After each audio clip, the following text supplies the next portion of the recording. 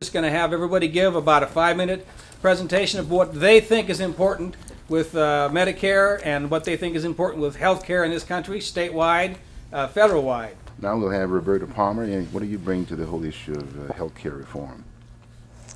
Well, thank you. It's a pleasure to be here. My background is as a provider in the healthcare system.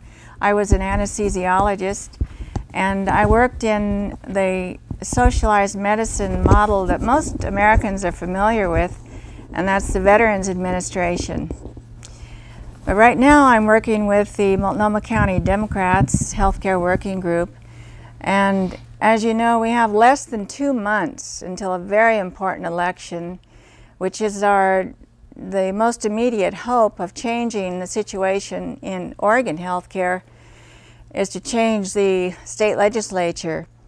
Because Oregon is known as a blue state, actually the legislature has been controlled by the right wing, or at least the Republicans, for about 30 years. So we must have a change in the State House. Karen Menace, the Speaker of the House, has blocked a long list of great health care proposals. And without her there, we would have a lot more progress in a lot of areas. Children's health care and expansion to the prescription drugs, which had to go through the initiative process because there was no action in the legislature. Rural health, transparency in both the insurance industry and hospital costs, just on. And she simply has to go because the only important health care bill that came out of the last session, or the big one I should say, was the Mental Health Parity Act, which placed mental health on the same level as physical health as far as insurance companies go.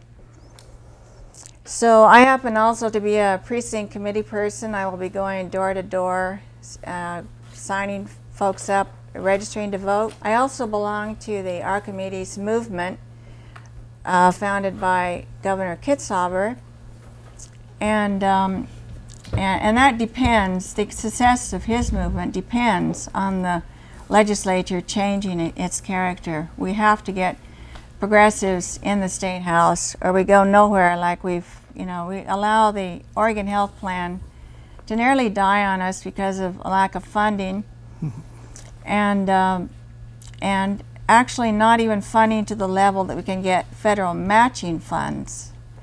You know, how many Americans realize that there's over $1 billion in federal money that Oregon does not have access to because of this state legislature? So that has to change. We need all of our families, our friends to register to vote.